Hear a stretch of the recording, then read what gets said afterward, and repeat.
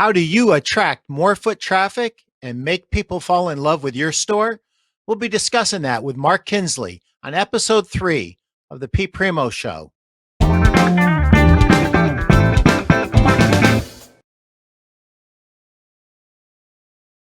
This show is brought to you by my book, Sell a Million 101 Tips for Furniture and Mattress Store Owners to Sell Another $1 million or more this year. Get it right now on Amazon. This week's guest is Mark Kinsley. Mark is the president of Englander and the other half of the Dos Marcos podcast show, and now an author. And we'll be discussing his new book, Come Back to Bed, How to Attract More Foot Traffic and Make People Fall in Love with Your Store.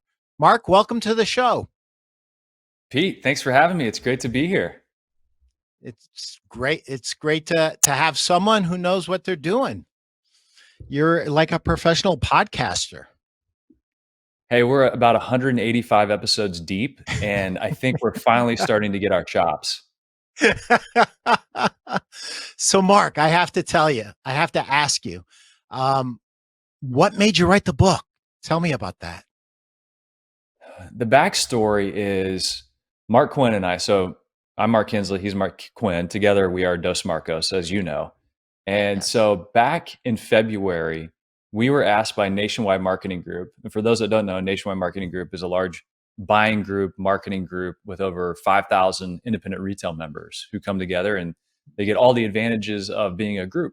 And so they have a primetime event every year, twice a year.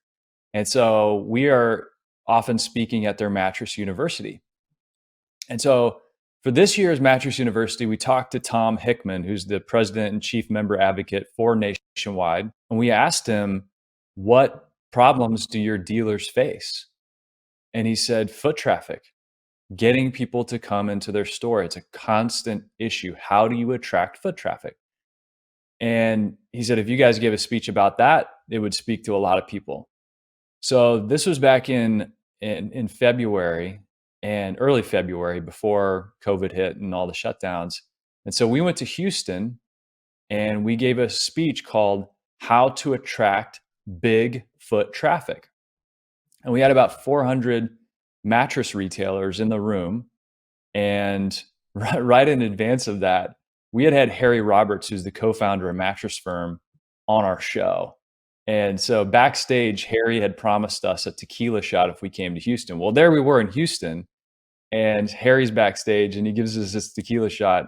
And I have to say, it came at a good time because for the speech, we had dressed up in all white clothing, and we had big gold chains around our necks that said springs and foam with fake diamonds. And we had a guy dressed up as Bigfoot because it was how to attract Bigfoot traffic.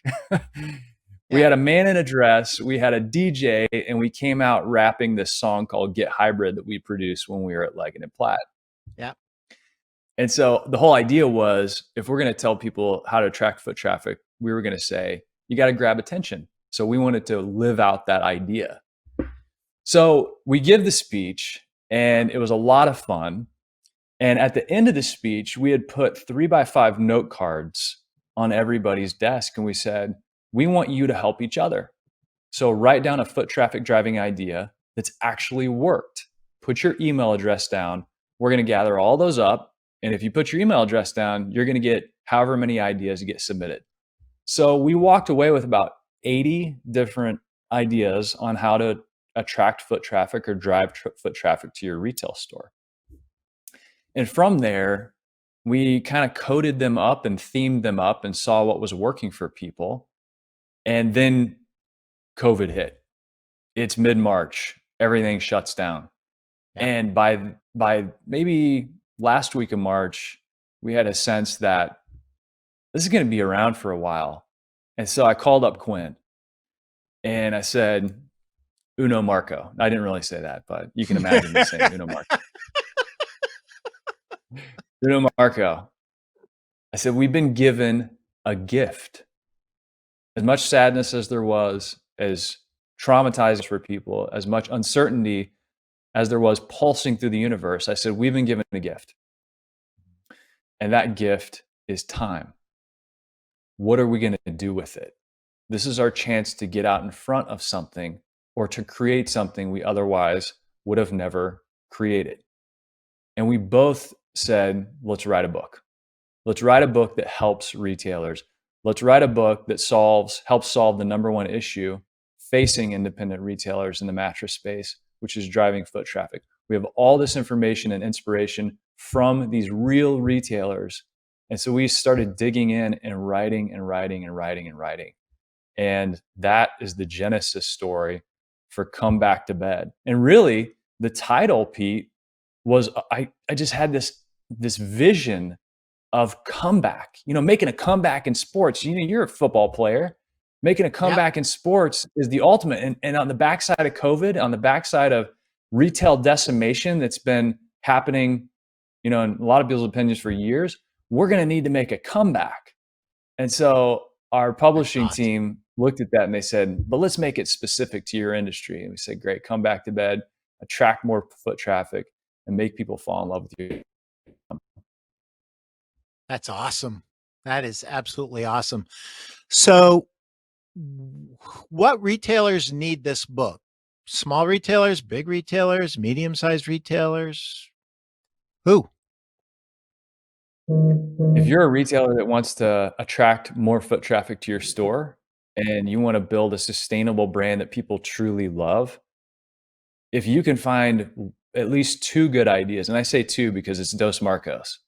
If you can find two good ideas in this book, it's worth the read. And look, this is one part love letter to the mattress industry because we love this industry and the people in it.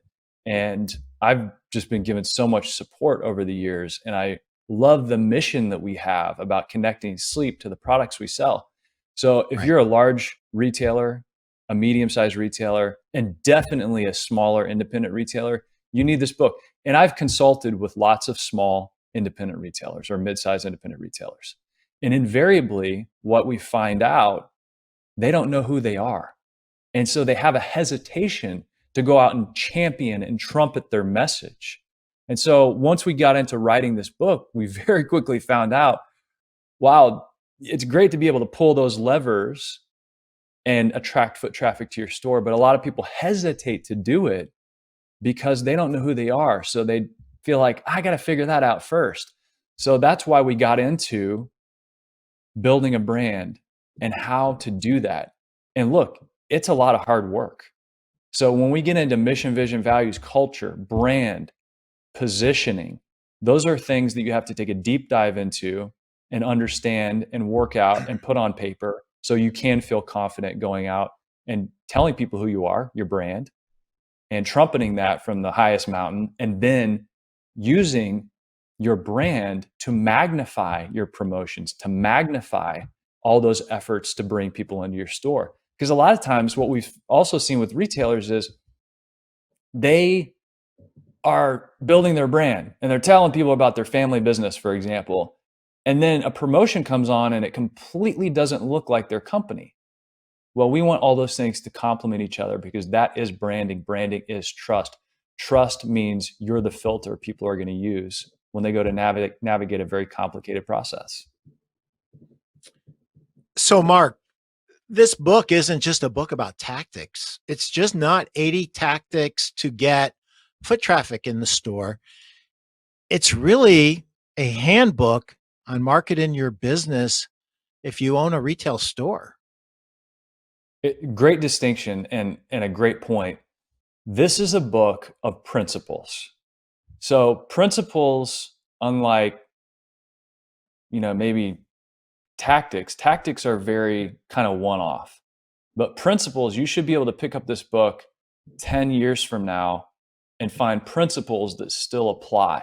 And if you fill your brain and your business with principles, they're more like a rope versus a stick. A stick, if you bang it against the tree hard enough, it's going to break. But ropes can be used to pull a semi, to sail a ship, to climb a mountain, but it's still a rope. So the principles are more like these ropes that can be used in a variety of situations, regardless of time and place. And that's why we get into, here's how to build a brand. Here are the essentials of positioning a business. And when you think about positioning a business, it's like, that's kind of out there in the universe. What does it mean? Well, it means, how can I be first? Because the brain thinks about things categorically. And when you think about categories, it's so much easier to think about the first in a category. We tell a little story in the book that actually comes from a fantastic book called 22 Immutable Laws of Marketing. I highly recommend it. But in that book, Al Ries and Jack Trout talk about what is the essential of positioning. It's finding a place to be first. And they tell a story about who flew over the Atlantic Ocean first. Well, it's Charles Lindbergh, Spirit of St. Louis. Who flew second? Well, the second guy to fly over was faster and used less fuel and just basically did it better. And I think that's what a lot of people look at in their business. Well, how can I be faster? How can I be better than my competition? No, you need to be first. Nobody understands, nobody knows who the second guy was really, but we all know who the third person was, except there wasn't a third person. There was only the first woman, Amelia Earhart. She created a new category where she could be first, even though somebody had already done it. By the way, the second guy to fly across, do you know his name, Pete? Trivia time. I don't. That's why I said, who knows? His name was Bert Hinkler. And like I said, he did it better, he did it faster, and nobody cares. So we want to help you position your business in that way so that you can go out and pull those levers and use those tactics and do it with a strategic framework around your business. So be first in a category of one. That's right. Be first in a category of one. You know, somebody said that, not me. It came into my head. Do you know any retailers out there? Can you think of any off the top of your head that people think of them first? They are number one in their marketplaces for something meaningful. What was the last part of that? Yeah. Can you think of any retailers that are first in their marketplace for something meaningful? A few, but very few. It's very few.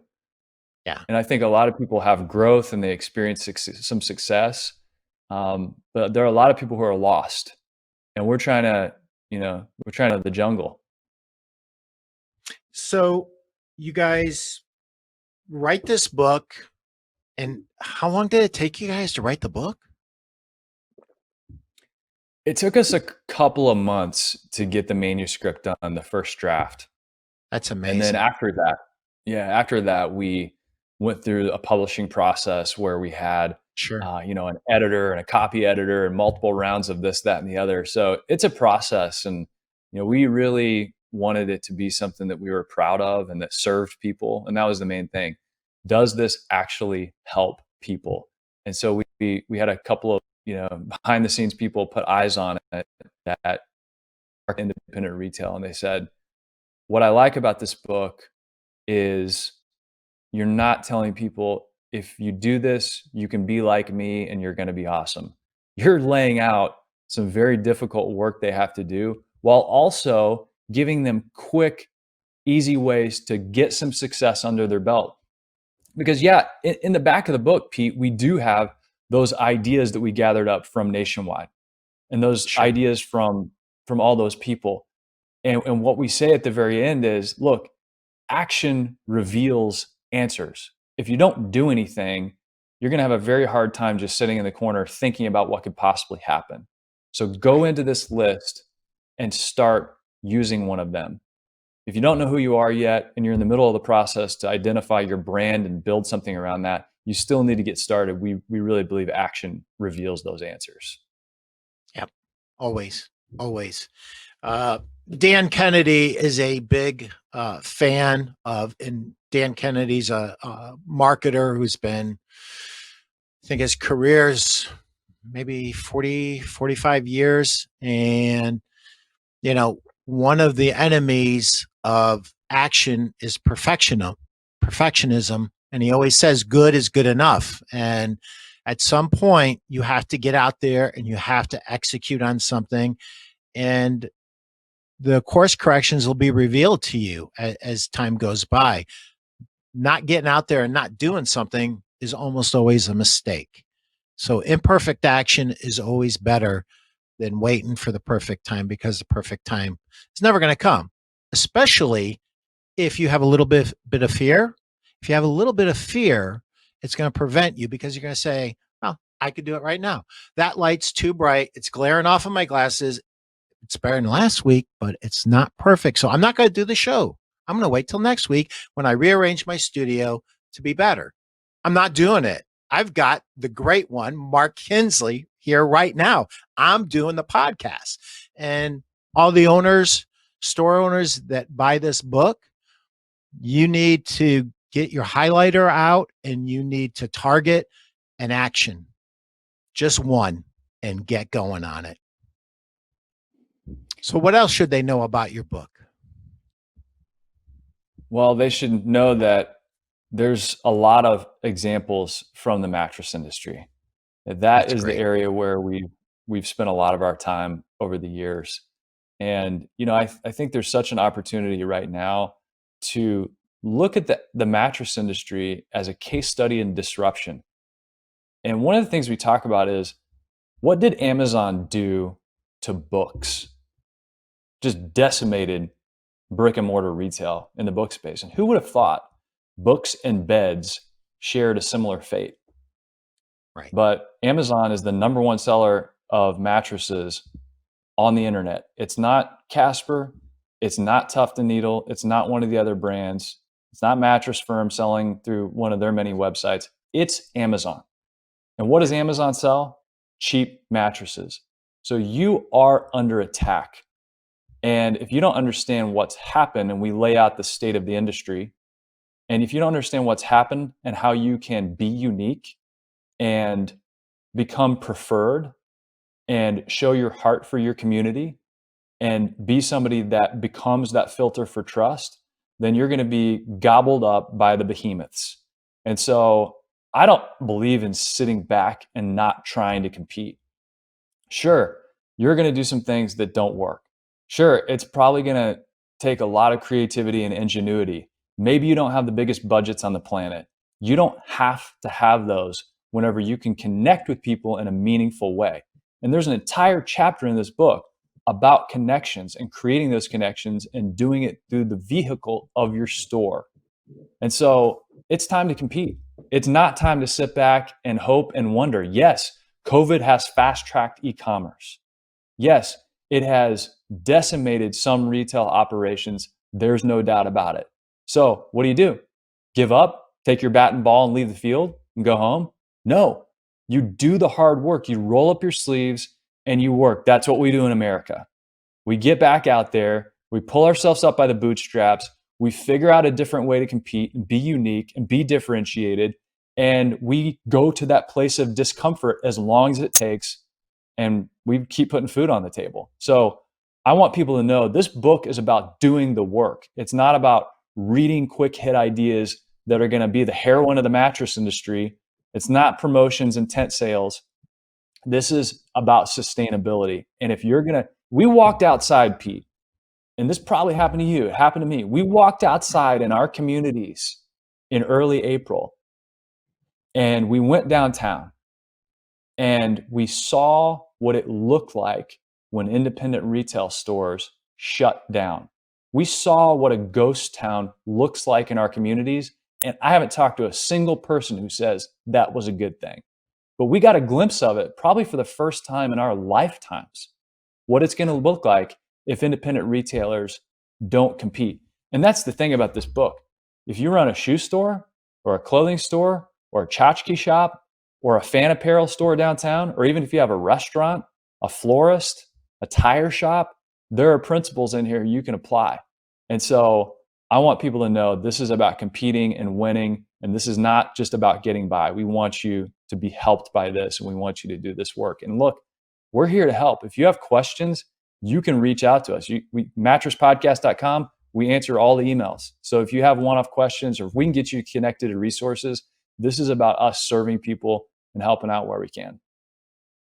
That's awesome. Put me in, coach. That you're saying a lot of things that, that I thought. I want you to just dive into the state of the industry for a few minutes. You know, me and you, we said we're going to hop on the phone for a couple minutes, and 2 hours and 6 minutes later, I didn't know it was that long. My wife did inform me I was on the phone with Mark for 2 hours and 6 minutes. And it flew by like it was 10 minutes, dude. And we talked about the state of the industry a little bit. Can you just go into that for 5, 10 minutes? The state of the mattress industry is in turmoil right now, mainly because of supply chain issues. You have chemical and foam plants out on the East Coast, southern East Coast, that were hit by hurricanes. It's driving up the price of foams and making inventory depleted. You have pocketed coils. And for those who don't know what that is, it's fabric wrapped coils. And that fabric is a non-woven material that's also used in PPE. So government redirected a lot of that material so we can make life-saving materials for frontline workers, masks, gowns, things of that nature. And so suppliers like Leggett and Platt have had to find different materials. A lot of those, they figured out ways for them to flow through their machinery, but it's about 40% slower, which means it's costing them time and money. So the supply chain, even from a fabric standpoint, the ticking that goes on mattresses has been disrupted. Some operations have had a hard time getting workers to come back because of some of the benefits people have received. So the supply chain is out of whack. And this is not just in the US, this is globally as well. So you have conditions that have created these constraints in the supply chain. And then downstream, if you're somebody that just wants to go get a mattress, you know, you're weeks and weeks out in many cases. So people are adjusting their expectations of what it means to buy a mattress, and they're really just kind of taking what's in stock. So the state of the industry there has been completely changed. Then if you go back before COVID, you know, we were looking at the disruption created by these online brands. So many of them started out online, selling through e-commerce. They roll pack the mattresses, ship them to people's houses. That was about 20 to maybe 22% of the marketplace. COVID hits, and the people that are willing to buy a mattress without trying jumps from about 40% up to 71%. So on the backside of this, I think we're going to see an elevated reset, meaning, it was trending upward. But look, at the beginning of this year, when I say trending upward, I mean e-commerce mattress sales were trending upward. But at the beginning of this year, we were starting to see a plateau. Yeah. And that plateau meant, great, we kind of understand what's going to happen. These online brands have capped out in growth because it's very expensive to acquire a customer online. It's very competitive. So they're going to be looking for growth at retail. That means some of these dollars that were being spent online are going to go back to driving retail traffic in stores. And many brands like Nectar have made aggressive plays into brick and mortar retail. So what we thought was going to shake out and how we thought it might shake out has really completely changed because the consumer expectations have been adjusted somewhat toward e-commerce, and some of those expectations have been adjusted at retail because people are shopping at far fewer stores because they want to limit exposure and they want to take the supply that's in stock. So look, how's this all going to shake out? It's anybody's guess. And I say that because I talked to some really smart people in this business, and not a single person said, you know what, whenever the COVID shutdown happened, we all thought, yeah, mattress sales are going to boom. I haven't heard that from anybody. So it's tough to look into the crystal ball at this point and make any good predictions. No, we all thought we were going out of business. And then we opened back up, and it was like a tax season from 10 or 15 years ago, but it didn't stop. It just kept getting bigger and bigger, and our ability to produce kept decreasing as time went by. One of the things I just like to point out, it's not just our industry. One of my retailers, she was tired of getting phone calls from customers that had their expectations hadn't been managed correctly. So she wanted to talk to the next customer before they left. So she laid it out for the customer. I don't have this in stock. I don't know when I'm going to get it. And do you have any questions? And the guy says, no, I don't have any questions. And finally, she got a little bit frustrated and she said, listen, I'm glad you're going to wait. And I appreciate that, but I want to know why you're not yelling back at me. And he said, ma'am, I'm in the roofing business and I normally pick up my tiles in a few days. And it's taken between 6 and 8 weeks for me to get my tiles. And when I went to get my nails for my nail gun, they were out of nails and I still can't put my customer's roof on. So I completely understand. So it's not just our industry, it's across industries. Try buying an appliance, try buying a swimming pool right now. It's a year and a half wait. It's crazy. We've never seen anything like this. Yeah, the people that have jobs probably have more money in their pocket than they've had in a long time. They're not going on vacations. They're not going to concerts, bar Yeah. restaurants. So they're looking around their house and putting it under a magnifying glass and saying, what do I need to fix? I might be in this nest for a long time and winter is coming. I did the Yeah. same thing. I had a deck wraparound porch and for some reason a hole opened up on it and I wanted to put in a screen porch and I thought, well, if I don't replace this decking, then I'm going to build a screened in porch on top of a house of sand here.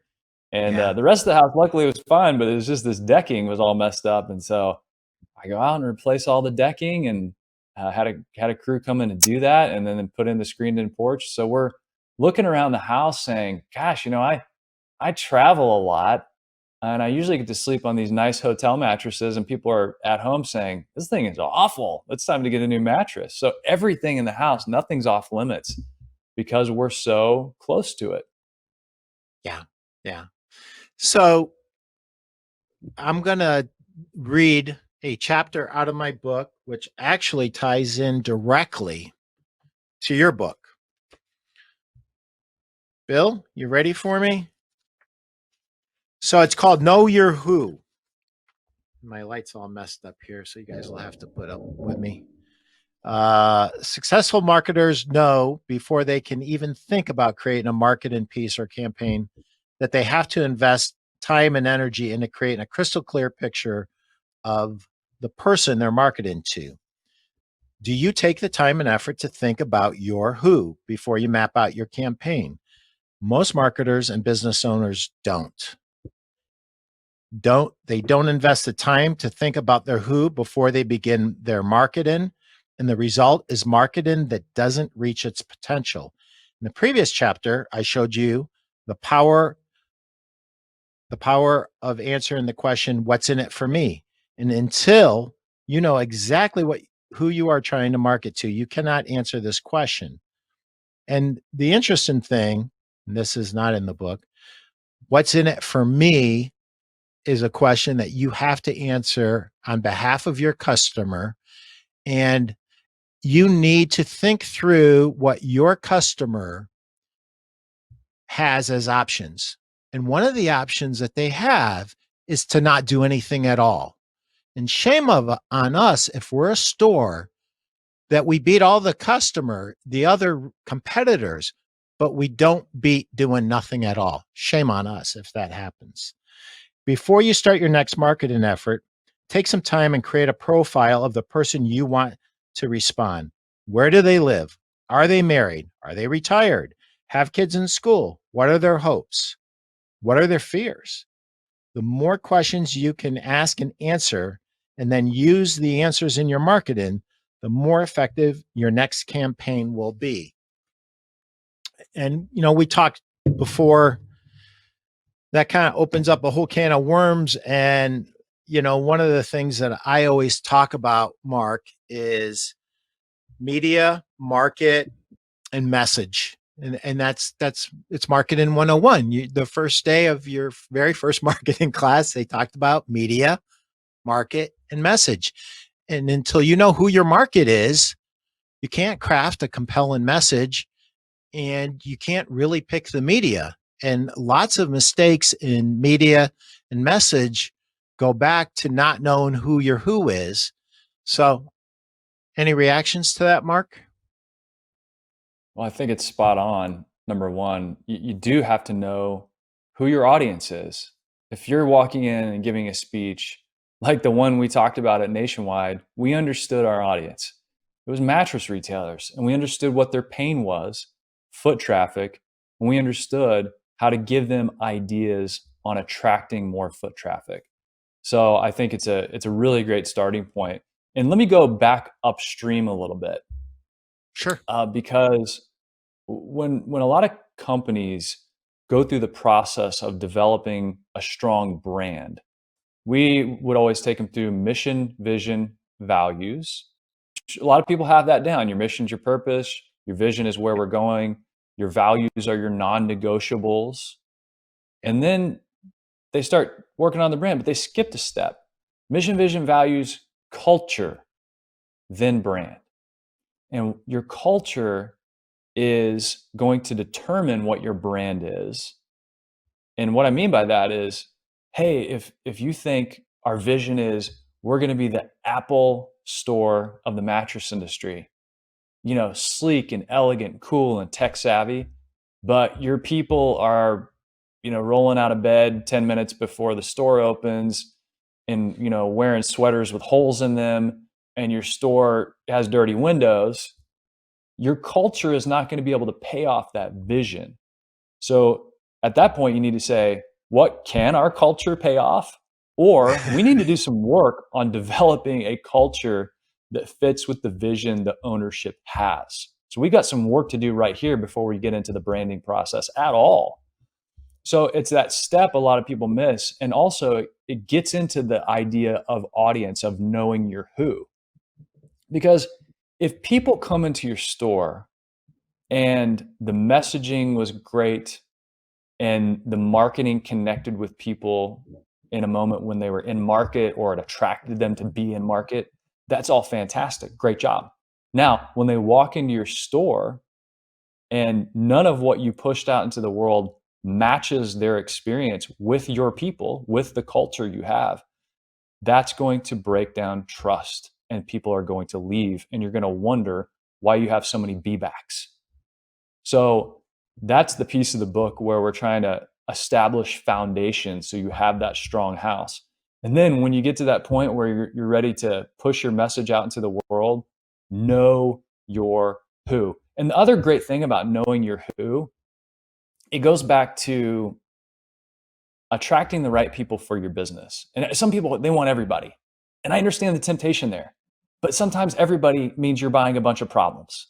So here's my story I tell. If you're standing on the shore and looking out at the ocean, you're in the harbor, and all of a sudden a big tall ship pulls up into the harbor and raises up a flag, and it's Skull and Crossbones Jolly Roger flag. Everybody's standing there looking. And people, what do? When that pirate ship is out in the water, what do? Well, a lot of them run. They turn around and run. It's a pirate ship. Unless you're a pirate. Then you go get on that ship. You as a business owner need to fly your flag and attract the right people. If you're a luxury goods store, you don't want to advertise down market. If you're affordable luxury, you need to have that profile and know your who, because you're going to get the right people in your store. They're going to be happy. The culture is going to pay off the messaging, and you're not going to be buying a problem. That's awesome. And knowing your who helps you choose your media. If you're in the luxury market, direct mail is going to be more important to you. Some of the newer social media, Instagram's not going to be as important to you. And if you're in the real, promotional market, there'll be different options for you as well. So I love what you said about culture. And I often tell business owners you attract who you are at the end of the day. And I know it sounds brutal, and you look around and you complain to me about all these people. You attract who you are at the end of the day. And that sounds like something brutal to say to somebody. But part of my job is to sometimes say things to store owners that they don't want to hear, but they need to hear. You do attract who you are at the end of the day. You always do, and over time you do. Now, perhaps tactically you might be making a mistake with how you advertise for help or your interviewing process, and it's a tactical mistake that's being made. But over time, you really do attract who you are. And one of the things that has amazed me over the years, Mark, um, is, watching your growth in this industry. I remember when you were brand new and you were just asking tons and tons of questions. And the amazing thing now is you have probably been able to cram into your few years in this industry, probably 50 years worth of most people's experience, but you still ask lots and lots of questions. I've never been able to ask you a question without you asking me a question first.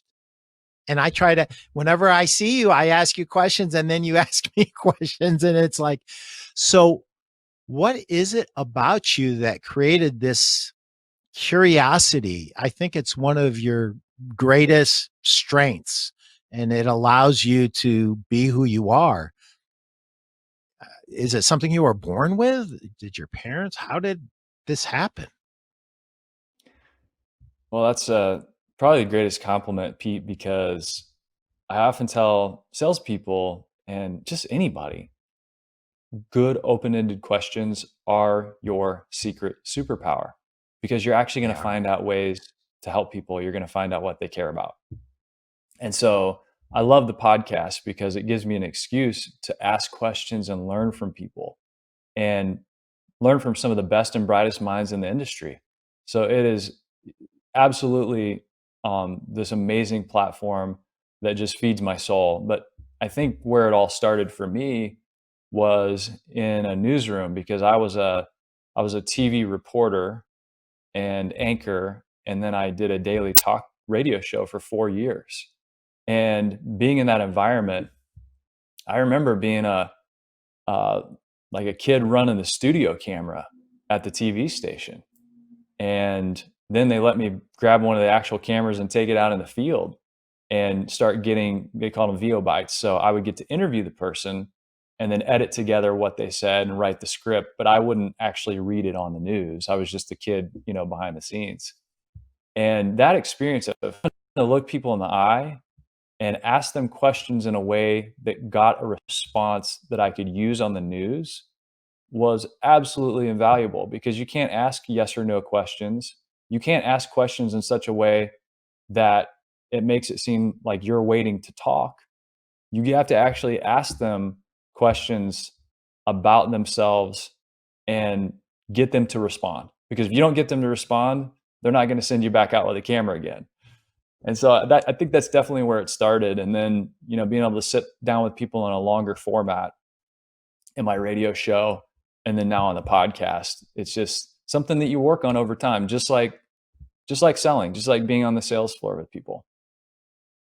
So I it is a was skill. I think it's something you can develop over time for sure. I was really a pretty shy kid whenever, I would go to talk to strangers, or even talk to people in positions of authority, teachers and things of that. Like I was pretty shy. So it was something that I had to work on. And, I think it's like many things in life. If you're intentional about it and you treat it like a skill, you can get better at it, whether that's asking open-ended questions or sleep. I think sleep in a lot of ways is a skill. It's got to work at it. Intentional is my favorite word, and it's a word that's overused and not, and people don't really think about. They just have their routine and they don't really focus in on their intentions for their day, for their specific action that they're about to take. And intentional is a word that I do associate with you, Mark. So I'm going to wrap this up in a few minutes, but give me the one thing that you want the reader of your book, the store owner that buys your book, they read it. What do you want them to do the minute they put that book down?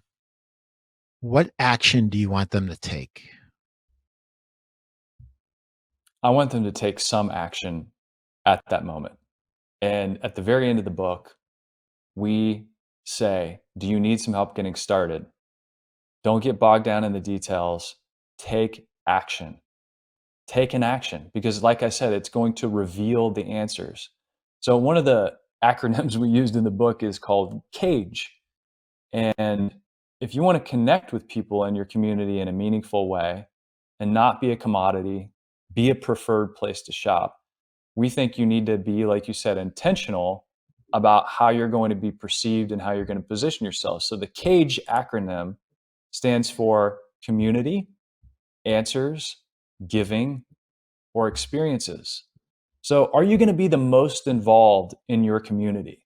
Are you going to be the source of answers and information, that educator? Could you position yourself as that educator in your community around sleep and mattresses and wellness?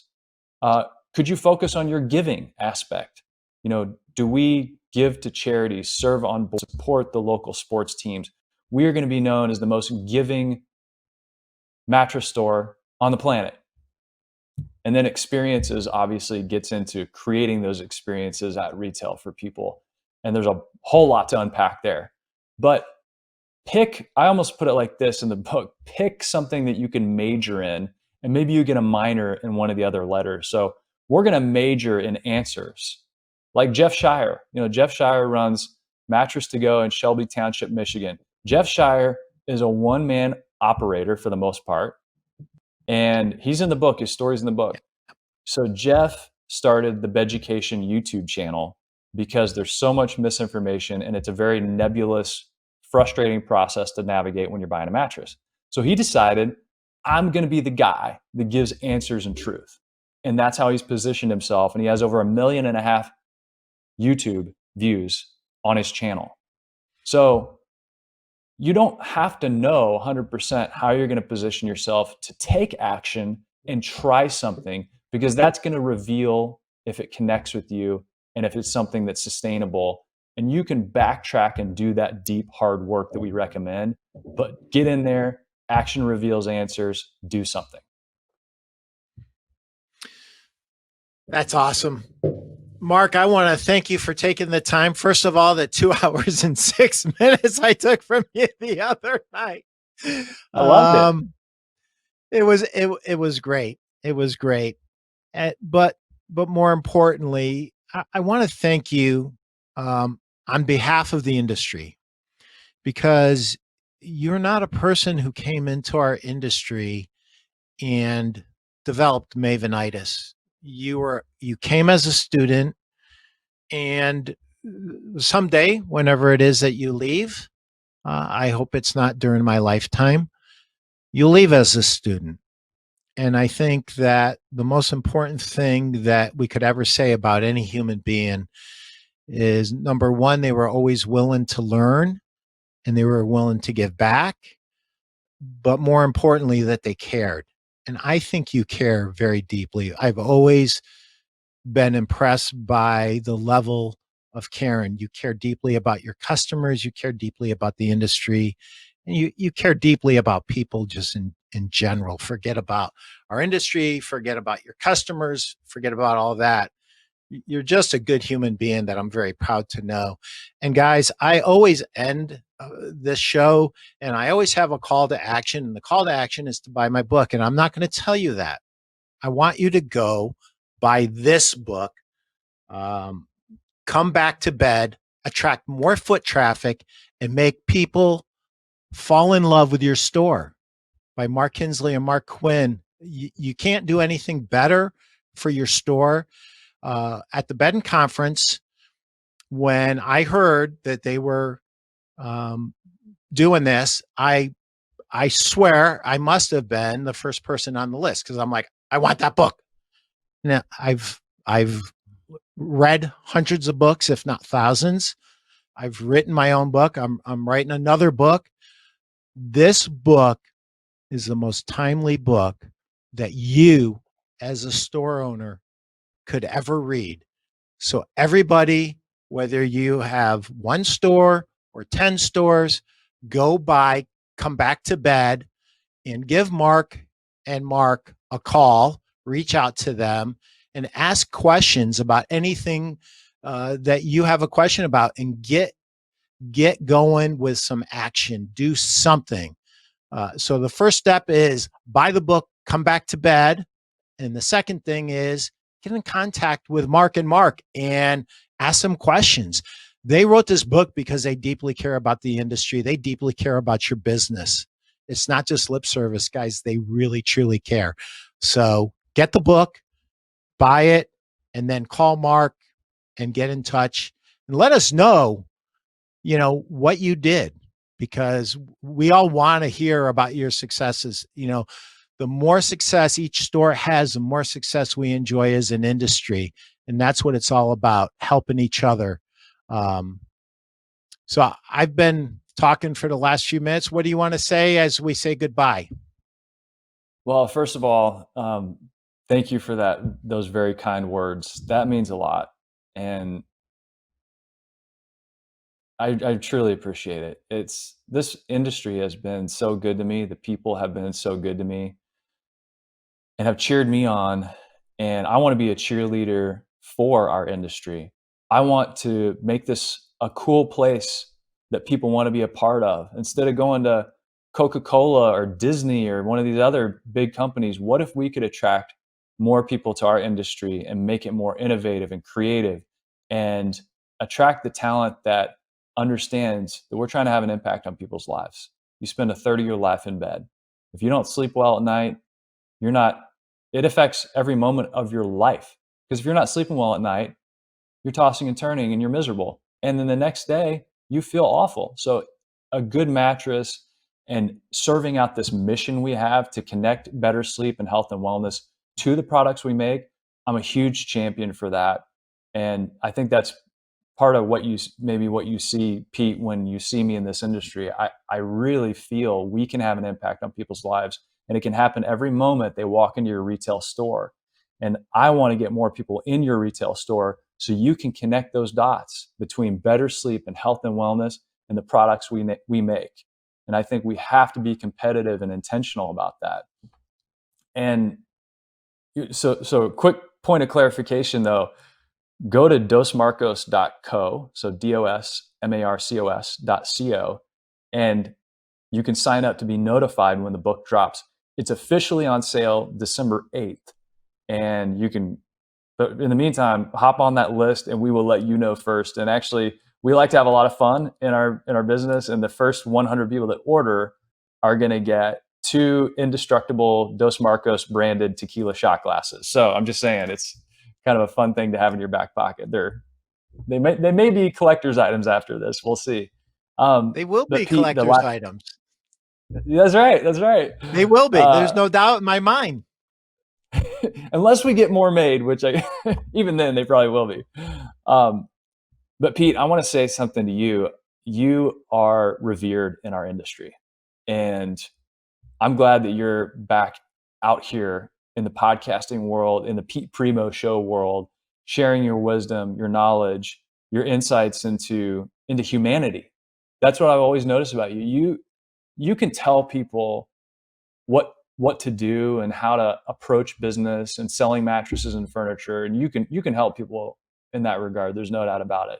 But you understand people, you care about people, and you help other people understand human beings. And I love that you're back out here and doing this, and I really appreciate you having me on the show. And I can't wait to see who else you have on the show.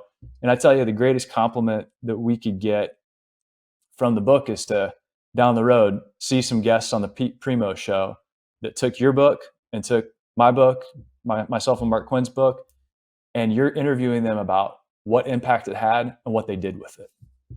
Yeah, that would be wonderful. Thank you for those kind words. I don't know what to say about that other than thank you. I don't take compliments well, so I get a little embarrassed, and I'm turning red right now. We can make fun of ourselves for wearing like almost the same shirt. Yeah. How about that? That's a good way to end it. Hey, everybody that's watching this, there was no email.